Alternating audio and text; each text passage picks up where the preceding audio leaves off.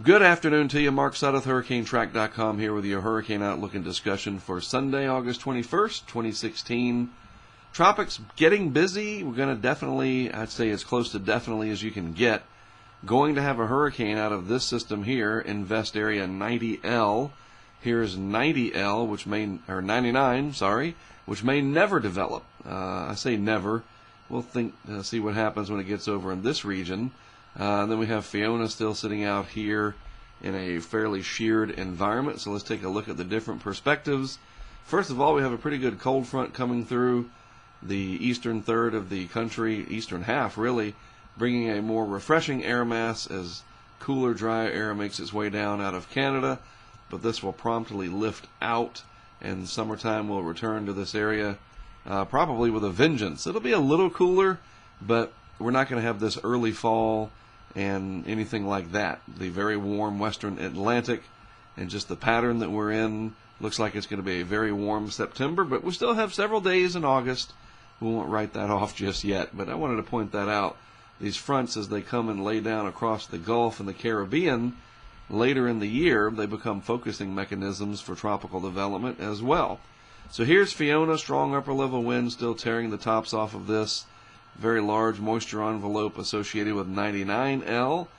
And then here's Invest Area at 90L. We're starting over again. 90 through 99 are the numbers given by the National Hurricane Center to designate an area of interest, and the letter L for Atlantic. Now, here is a fast, visible satellite loop, and I want you to look at a couple things here. You can see, first of all, definitely has a decent low-level circulation overall, a very broad turning. It's there. If you can see it, it's fast. But you can also see that these thunderstorms, when they go up, they promptly dissipate. They come up and then they dissipate very quickly. Evidence of the very dry air mass that's still sitting in this region. But not only the dry air, but it looks like it's also fairly warm over the top of this system in the atmosphere. And storm chasers on the Great Plains know all about that. It's capped. The atmosphere is capped right now, and that's not aiding in development. So literally those storms go up, and poof, they get pushed back down by that cap in the atmosphere, that warm layer. You need colder air aloft for the moist, energetic air at the bottom of the atmosphere to rise into. If the atmosphere is uniformly the same temperature, you're not going to get convection. It's very, very difficult at best. The upper level winds, by the way, this is a great environmental product to look at for the overall system. You know, whether it's an area of investigation or a full-fledged hurricane, you can really see the environment with this product from the University of Wisconsin CIMSS site.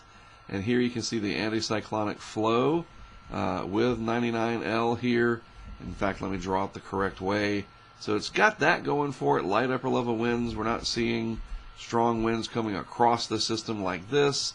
It's not wind shear, it's this dry environment overall. Even though the Saharan air layer isn't that dense through here, it's that warmish layer in the atmosphere where normally colder air would reside and allow for convective activity.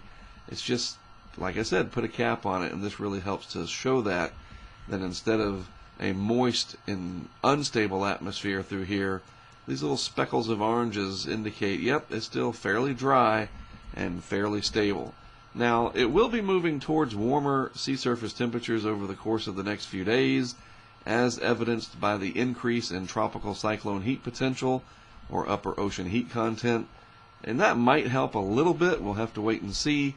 Certainly up in this region where it looks like it's destined to track over the next 5 to 7 days, those ocean heat content values are very high. So we'll have to wait and see. You don't ever just turn your back on these systems. Levi Cowan, who runs TropicalTidbits.com, posted a very relevant and appropriate tweet earlier showing the genesis of what was eventually, in recent memory, Hurricane Irene that formed in the western part of the MDR. And when it's sitting right in here, it pretty much looked like what we have now with our system east of the islands today. And so some of these systems do come in and then they form later. And that was a great example. If you're not following Levi, Tropical Tidbits is his website, and he's from Alaska. How does somebody from Alaska get interested in tropical cyclones? Certainly is interesting. But yeah, follow him on Twitter. He's going to be a great mind. Well, he already is, but he's working on that degree down at FSU, and eventually he's going to be somebody that everybody knows about, I do believe, a young fella, and he's really working on it. So the other problem here is, problem for development, great for coastal residents, is that sinking motion. And this just goes hand in hand with what I was talking about. This hasn't changed much since yesterday, but all this brown in here, sort of this sinking, suppressing motion, upward motion's confined over here to the western Pacific, and I don't see this changing anytime soon. Maybe later in September. We'll just have to wait and see. But the overall pattern just isn't very favorable. So 99L, it's put on the back burner for a while. So now we have 90L, and this looks like it's going to go on to develop. All of the major global models jump on this and develop it into a hurricane. And what it'll end up doing, for those of us that like to track other aspects than just landfall threats, and I'm interested in all of that, the total seasonal output of what we call the ACE, or the accumulated cyclone energy. And I realize, it's like watching NASCAR, and if there's never a wreck, viewership will go down. That's just the way it goes. Most people are interested in hurricanes to see if they're going to hit land, and the inherent excitement, and excitement isn't necessarily saying that it's a good thing. It's just the inherent excitement and anxiety and all that goes with it.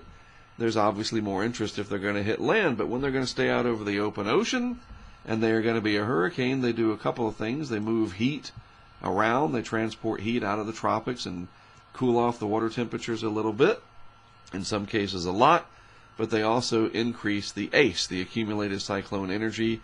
And that's like looking at a team, say the Boston Celtics, just as an example. What is their average score in a game each year? You say, well, they're averaging 98 points a game. Well, that's what you look at the hurricane season. Most hurricane seasons in the last 100 years, we average anywhere from 95 to 100 ACE points. Those are points scored by the wind energy of tropical cyclones. And the lower your ACE score in a season kind of tells you what kind of a season it was overall. Hurricanes like Ivan, for example, can score 50 to 70 ACE points by themselves.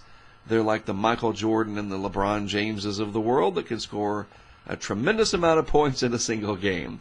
On the other hand, you can have storms that are very small, like Fiona, that doesn't get very strong, and even though it's been around a few days, its ACE contribution is only going to be a few points. All right, so someone like the bench players for your favorite college basketball or pro team, whatever the case may be. So hopefully you understand all that. Now, in this case, with 90L, it looks like it's going to become a hurricane somewhere out in this region and start racking up those ACE points. The longer it's a hurricane, especially if it's a strong one, the more the ACE points will go up.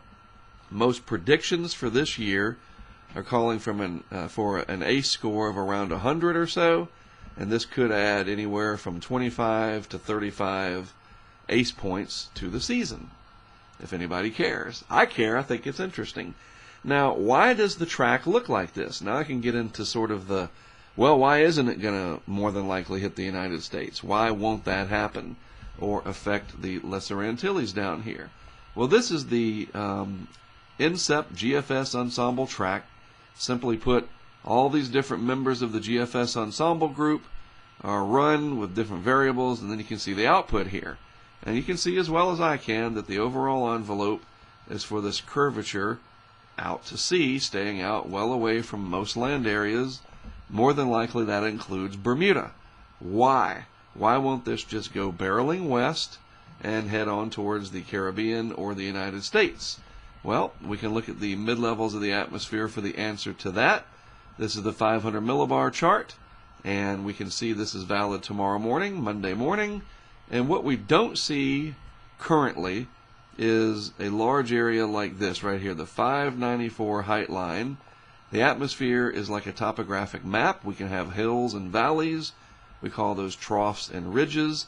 And when you have this 594 height line, that tells you that the atmosphere, the air, is pretty thick there. You got a large area of high pressure. The thickness of the atmosphere is more substantial in here, like a large mountain, than it is up here, for example. This is low pressure in the atmosphere, and this is higher pressure in the atmosphere at the steering layer, or a good part of it anyway, especially for a well-developed system.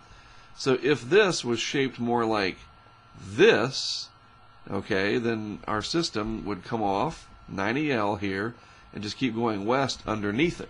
So let's see if that's the case. This is 48 hours out, 72 hours out. Oh, look, it starts to do that, but it's kind of eroded more to the northwest up here, you see? So it's not shaped out in the Atlantic like this with a big old area of blocking deep layer high pressure.